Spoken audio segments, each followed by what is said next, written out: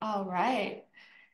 Well, welcome to the informational session to talk about the 2024 Advancing Community Advocacy Fellowship. I'm going to go ahead and share my screen, but while I'm doing that, would love to know who we have on the call. So if you just want to drop in the chat your name and your location. So for instance, I would type in Kenitra Folkwall, and I'm coming in from Columbia, Maryland. So I would love to just get a better sense of who we have here today.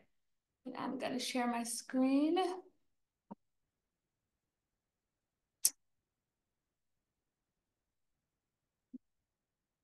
Second.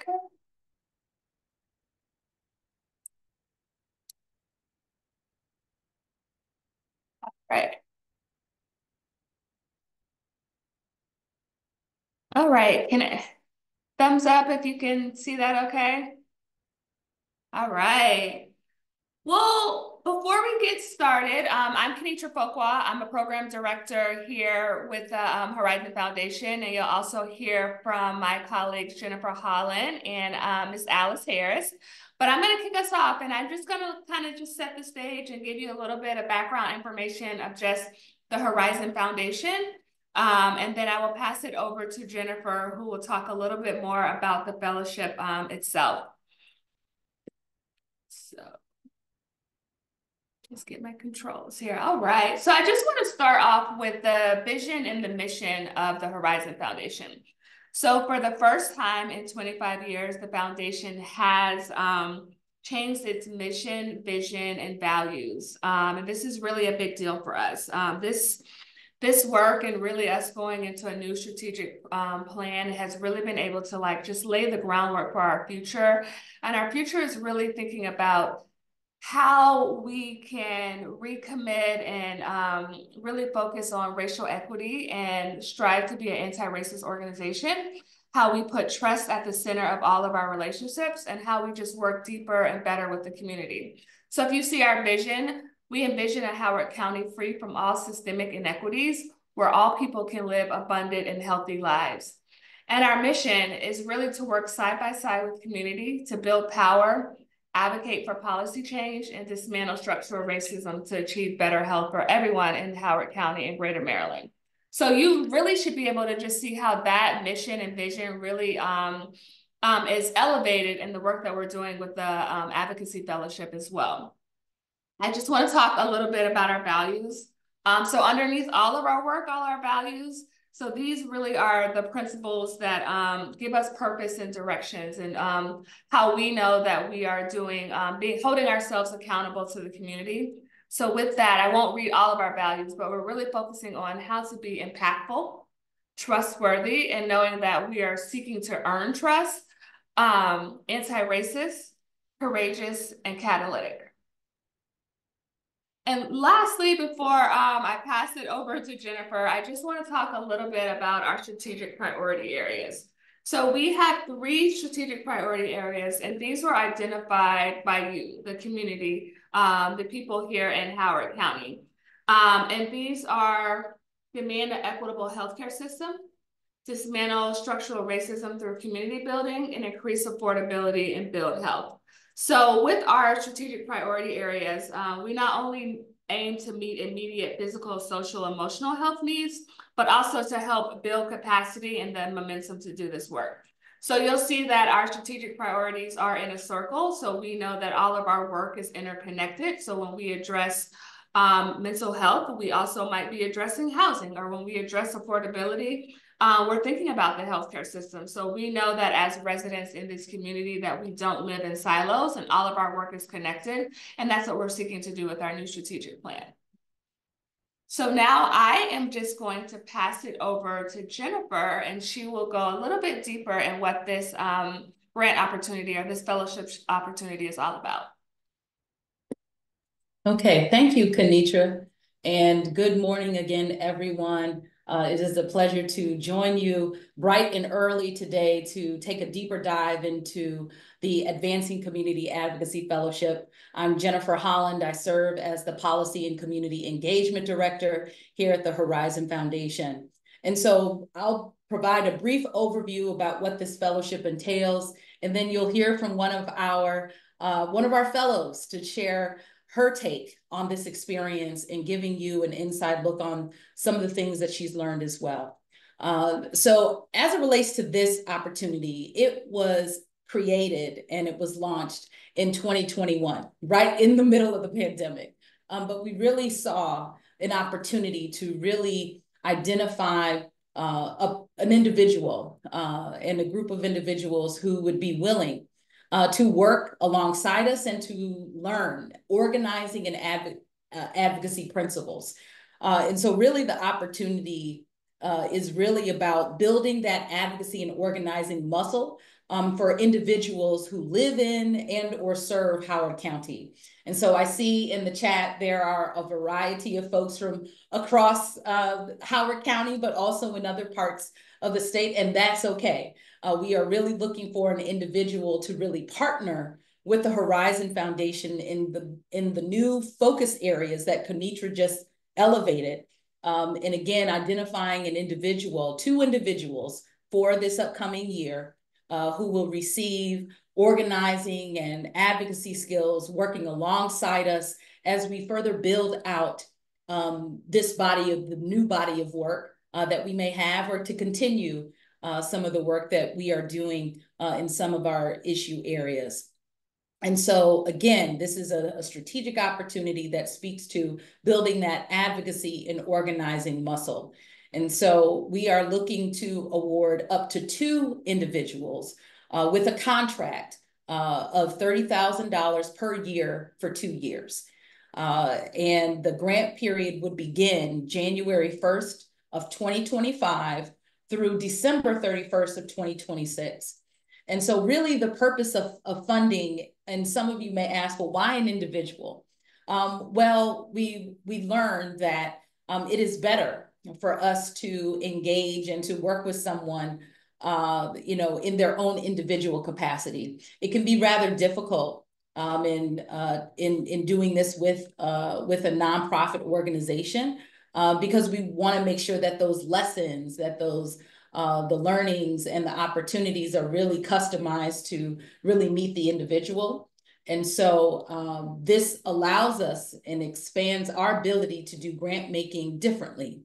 And so we already have an existing mechanism to award nonprofit organizations, but what about individuals or individuals that may not have a 501c3 but are looking to receive funding opportunities like this? And so this is another creative way that the philanthropic community, and one of the ways in which that the Horizon Foundation is seeking to make these types of awards. And so really the funding for this opportunity would really cover your time, the time that you are learning and growing and working alongside us. And if there are strategies and activities that you would like to move forward with that would complement the work of the foundation within these priority areas, that would also be covered as well within the funding made available. And so, again, that's just a brief overview. We'll take a deeper dive into some other components around expectations and the criteria and who we're looking for. But now I'll turn things over to Alice Harris, who is one of our Advancing Community Advocacy Fellows. And I just invite her to share more about her experience and some of the things that she's learned along the way. Alice? Let's make sure you unmute yourself. Just one moment.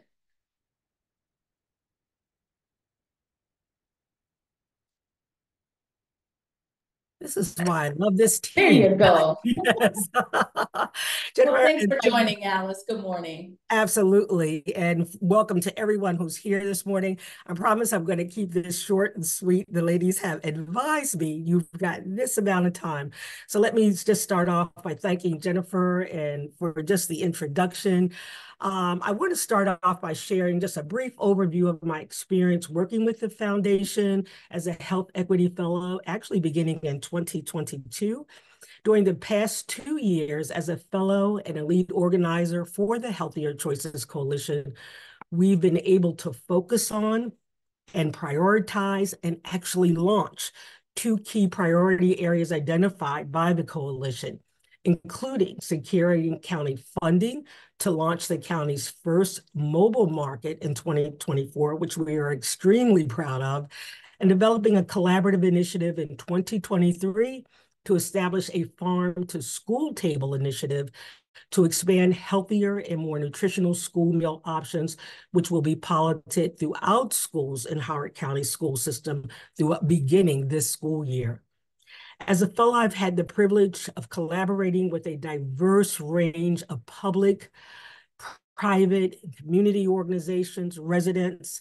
Together, we've been working to advance health equity by reducing health disparities, particularly among communities of color, with high rates of chronic illnesses and disease, and often limited access to health care. The collaborative effort has not just been about the coalition, about us, but has been about us working together to achieve a common and collective goal to enhance our communities and the health of our communities. Over the past several years, serving as a fellow has been instrumental in establishing and growing the Healthier Choices Coalition. This initiative has brought together over 33 community residents, including health advocates, public and private organization representatives, and community organizations who meet monthly to prioritize, strategize, and implement, and I'm going to underscore implement, community-based action steps that advocate for equitable health access for children and families. 3 key points I'm going to leave you with to highlight as I highlight my own personal experience in the role as a fellow. Number 1, serving as a fellow has given me access to identify and organize around specific issues that have the potential to make specific significant changes throughout diverse communities. And you know, as a county, we are extremely diverse in terms of the makeup of our children, our families, and communities. It has also allowed me to connect and bring together community members who are committed to addressing equity issues, initiating actions, and developing partnerships that not only address disparities and initiate solutions, but to begin dismantling those inequities. And last but not least, the third, and I would probably say the most important to me personally, has been the ongoing mentoring that I've received, the support, the new skills that I've learned throughout the 2-year process, now going on 3 actually, throughout the fellowship. Just the support from the team, the staff. You have 2 of those captains here on this call, on this briefing today, who have just been so instrumental in, I think, pouring in to just the work that we're doing and how we can just bring skills, whether we're coming from other organizations, but how do we polish those skills? How do we create and utilize those skills and build upon those skills in order to be able to really do the work of advocating and organizing? Most importantly, I've been given the opportunity to work with a network of peers to bring about the changes that will only continue to make us stronger and better as a community. I will say I've been working in the field of education for a little over 40 years as an advocate, as an administrator, teacher, you name it. But and truly, and I say this very openly and very honestly, this is truly one of the best opportunities that I've had to grow as a professional, and not only grow, not only work throughout the state, but to be in my own community where I've had the opportunity to facilitate change in a positive way. So I want to thank you as you think about moving forward, perhaps with your application submission. Really think about the opportunity that you would have and the things that are calling you from your heart. How can you get involved? So, you know, you really get to bring yourself to this work. You really get to be an active player, but it's also bringing others to the table to move that needle with you. So on that note, Jennifer, I hope I stayed within my time, but it has been an honor to be here this morning and certainly an honor to do the work that I've been given the opportunity to do with so many in the community. Thank you. Oh, well, Alice, thank you so much. And it really is a joy. And it has been a pleasure to really work with you in the trenches here, and just all of the amazing work you've done with the Healthier Choices Coalition. So just my gratitude to you. And again, this is what this fellowship is really about. You know, as Alice had mentioned, this is work that she has done for more than 40 years. But this fellowship opportunity gave her additional skills and tools for her to continue making that change and fueling her passions in education and working with our kids and their families, and really making transformative change throughout the county. And so if we move to the next slide, we'll just briefly talk a little bit more about the criteria and what we're looking for. And so as I shared before, we're looking for an individual, again, not a nonprofit, but looking for someone who lives and or works in Howard County that has an established community base. And so what do we mean by community base? This ultimately means that when you call, when there is a request that you have or is looking to make a demand or a change in your community, who are the people that you can call upon to really mobilize them and for them to take action? So when you look around your network, who are those established group of individuals that you can call upon to take action and to mobilize towards a particular goal? And so we are looking for an individual that may have an established base, but of course could use some growing. We all need to grow our lists and grow our group of people that we engage and commune with. So again, but we're looking for that.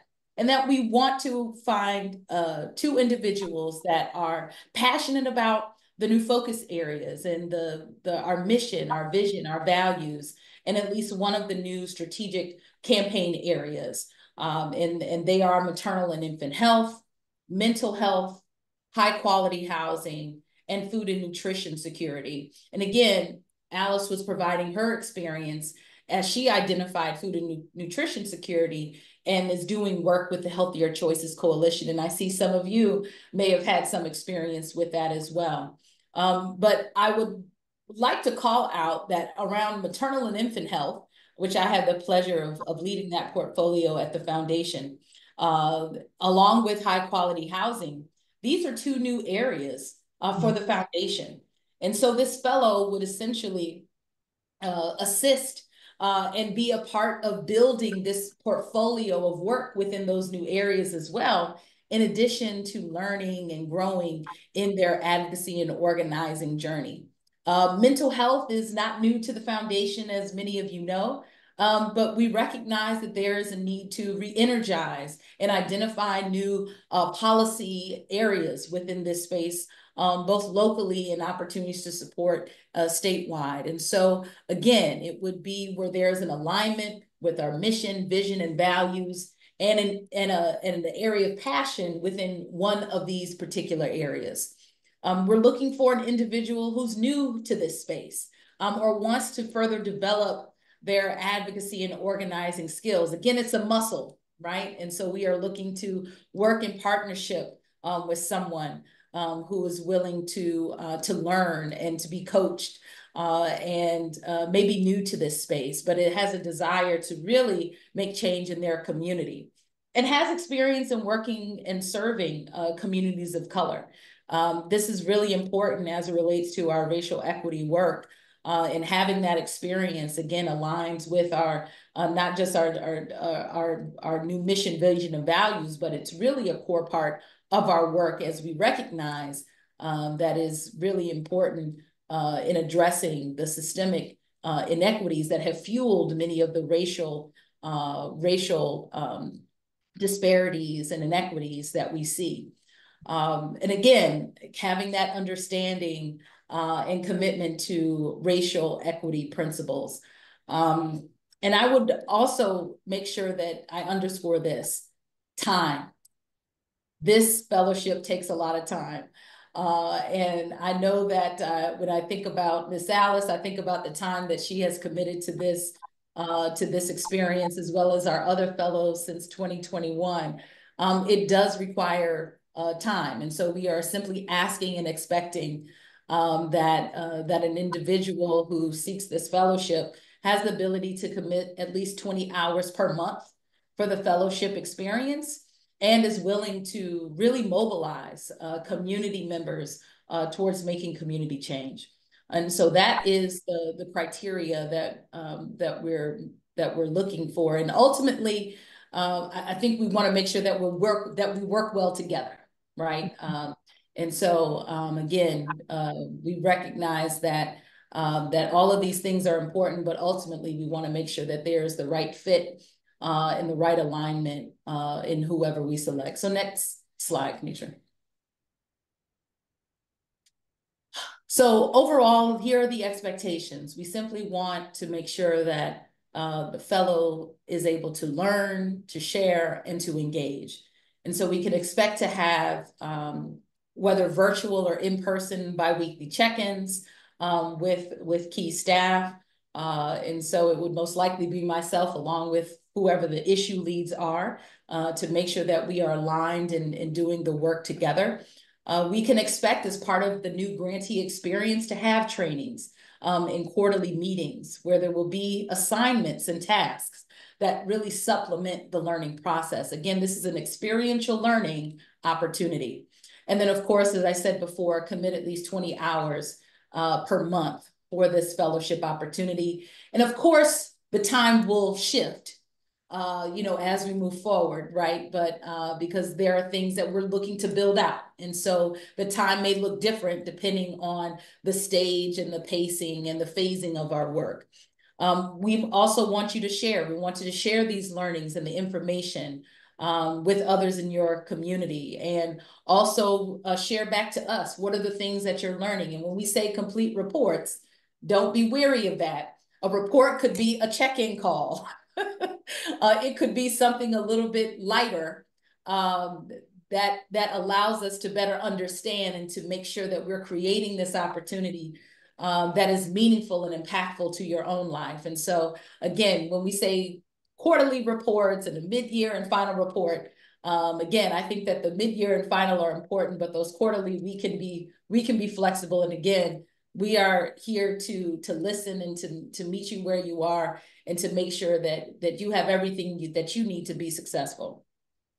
So engagement, again, a lot of this work relates to those being out in community and supporting community outreach efforts. I know Alice spends a lot of time on the phone or meeting people. And again, it's about having those one-on-one interactions. And so there's the expectation that you would be supporting a lot of the community outreach, organizing, and mobilization efforts where we're working in.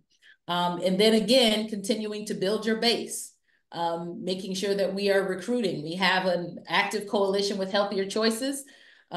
We want to see in all of our areas where whenever there is an ask that is being made of our local government or the powers that be, other key policy decision makers, we want to make sure that we can call and mobilize a group of people to send a message to get change happening. So I think that again, those are the key expectations for this particular opportunity. And I think when we go to the next slide here, Kenitra will share more about the application process. Kenitra? Thank you, Jennifer. Yeah, so don't worry. I know we have shared a lot of information with you so far. So after I complete my section, we do plan to just open it up and be able to answer your questions and have a dialogue with you. But I do want to share a little bit about how to apply. So for this opportunity, all applications must be submitted using our online grant system. So as a new user, you will need to create an account to access the application.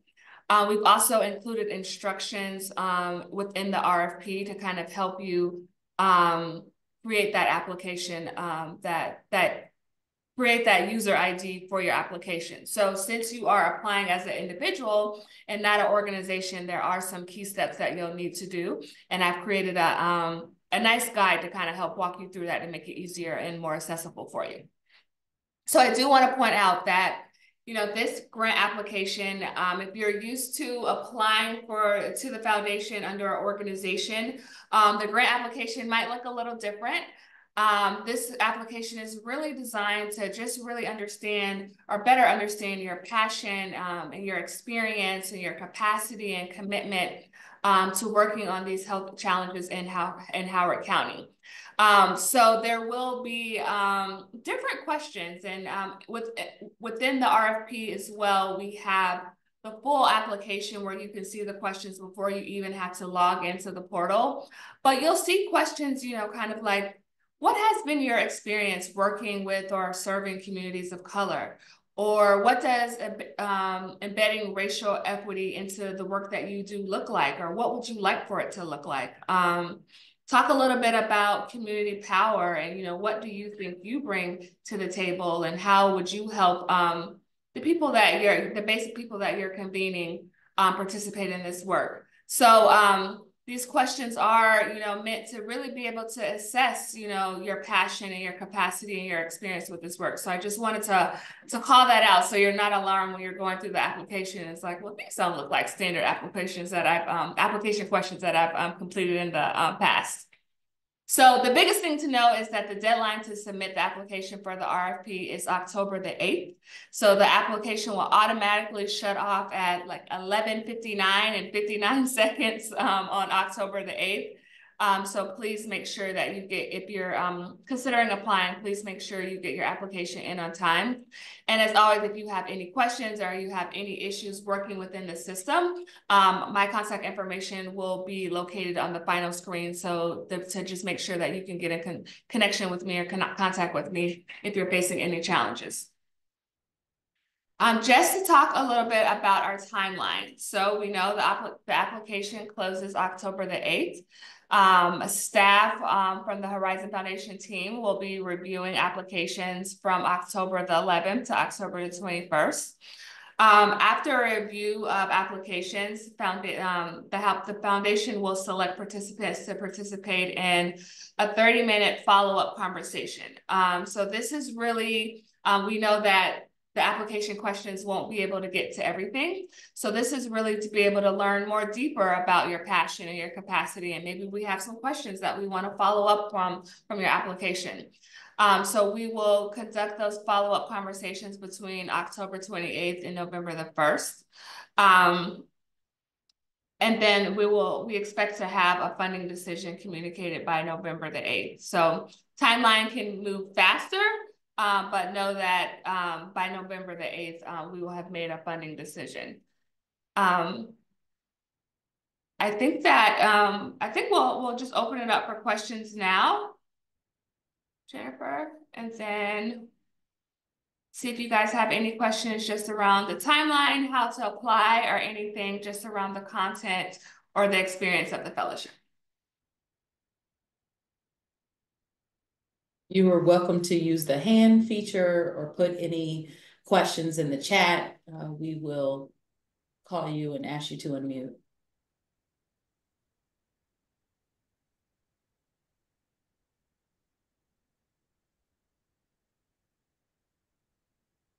Trisha, I see your hands raised. Go ahead. Hi there. I think I understand, but I just wanted to ask just to make sure 100%. So we have an person in our organization who we think would be a really good fit and would be interested in applying, but they would need to apply as an individual, right? They wouldn't apply under our organization. So that would be completely separate. Okay. I see some head nodding. So Yes, sorry. Yes, you are correct. So they would apply as an individual, and the funds for, if accepted, the funds for the fellowship would go directly to them to support them as an individual within the work, and not directly to the organization, even though they work for your organization, if that makes sense. Okay. Yep. Thank you.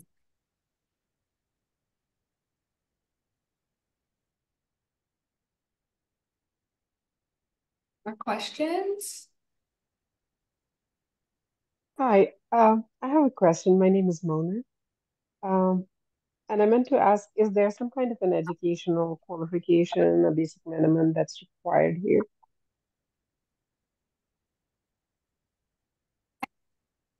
I'm going to repeat it back and you tell me if this is what you asked, because I couldn't hear you all the way. Did you ask, is there an educational requirement to Yes. participate in a fellowship? Nope. Yes. Nope. The only thing that we require is, we're just looking for your passion. We're looking for how you're connected to Howard County. Do you have a base of people in Howard County that you can bring along this journey? And we recognize that this is a learning journey. So we're here to meet everyone where they are, and there'll be a lot of learning and working together. It's a hands-on experience, but in terms of like educational, like you have to have a bachelor's or a master's or anything like that, like none of that needs to be in place for this opportunity. Okay. Anything you Thank add, you. Jennifer? I'm No, sorry? Okay. I think that's it. I did have a follow-up question. So I think my only big connection, so I'm a researcher, but I've the last some years been a stay-at-home parent. Um, and my big connection is my kid going to public school here in Howard County. Uh, does that count? And Jennifer, I'm part of the PTA. So I think at the end of the day, I think it's important to whatever connection in which that you have and where you either, if you live or you serve in Howard County, it's important that you clarify that and share that in the application. And so we want to make sure that people's connections may look differently. So, I may live in Baltimore County, but I work here in Howard and I have relationships here in Howard that I lean upon, right? And so, again, someone who may be in that particular situation, we would be delighted to work with them because of their established connections and connectivity to this place. Okay, thank you so much. Thank you, Mona. I think earlier I saw a hand from Joanne. Joanne, are you still here and do you still have a question? Thank you. Actually, it was the same question as Mona, so you answered it. It was around education and just general experience, like any general experience or professional development, but it sounds like it just depends on how you make the case. Thank you. Yeah.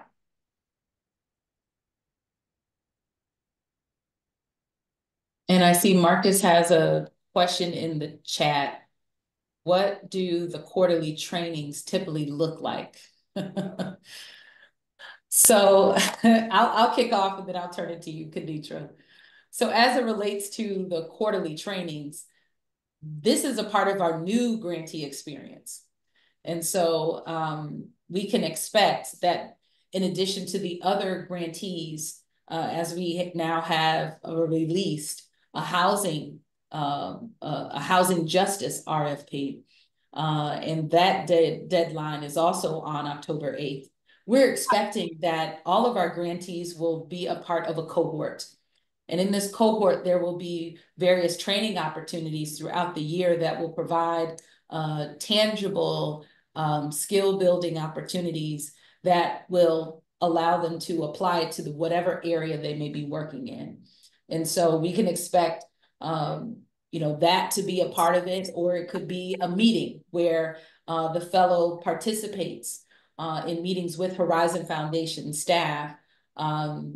It could, again, I would say that we don't have anything scheduled yet, but recognize that we will have these ongoing learning opportunities and engagement opportunities with Horizon staff and even with some of our partners. And so we can't do this work alone. And so we may be working with other organizing partners in the field who may have some relationship or engagement with these fellows within the quarterly schedule. So this, again, is a part of our new grantee experience. And so we're going to test and see how this works. But essentially, grantees will be a part of this cohort that will learn together, do their work, maybe in their own spaces, and then come back and share those learnings and continue to grow together. Kenitra, anything else to add on that? Yeah, I think Jennifer's chuckling because she's like, well, we don't have the topics yet. I think And that's mainly because we want this experience and we want the trainings to really serve you as a fellow and serve our other grantees as well. So we have ideas, we know different topic areas that we think are important as we're going through this work, just around advocacy and community organizing and bringing people together and increasing our racial equity knowledge. So we have a host of people on our team to be able to assist in that. But I think first we want to figure out, you know, what do you need? What's important for you? What's important for our other grantees? And how can we come together as a community and work together and really focus on those different topical areas? So yes, the foundation is convening groups together, but like really we are thinking about how do we work in partnership with you and together and making sure that we're all like learning and growing together. And so we want you to be a part of that decision making and you to have some say in like what training that we're focusing on, you know, for this quarter. So thank you, Marcus. That was a great question.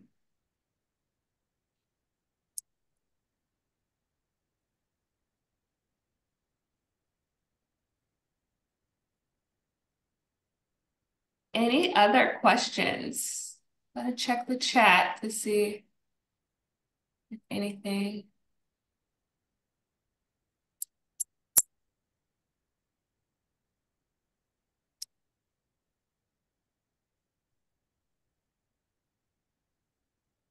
Well, this is just the beginning. You still have, it is September the 10th. Applications close October the 8th. So we are here. We're here to help you, support you, guide you, answer any questions about the process. We have another informational session this evening for you know, folks that might be working right now. So feel free to jump back on towards the end of the call if you want to ask more questions, or you can see that Jennifer and I's email address is listed here. And we're happy to connect and answer any questions. So I just want to express gratitude for all of you for showing up this morning just to learn more about how the foundation is working and what some of our opportunities look like. And just really want to express like a sincere thank you for showing up this morning. But before I let you go, I do see one more hand raised. Dr. Lachey, you have a question. Feel free to come off mute. You know, forgive the sort of, oh man, the gate is closing and now here comes the question. When would the opportunity actually begin? When does the fellow get brought on, even on the other side of the application and the acceptance and all of that? Yeah, so the fellow will begin January the 1st, 2025. So as you saw, that a funding decision will be made the beginning of November. And so between November and December, we'll use that time to get you acclimated to staff and the system and get payment structures set up. Then we'll take a much needed break during the holiday season, which people are kind of winding down anyway. And then, yeah, we'll get right at it the beginning of January. Thank you, Dr. Lachey. Yeah, thank you.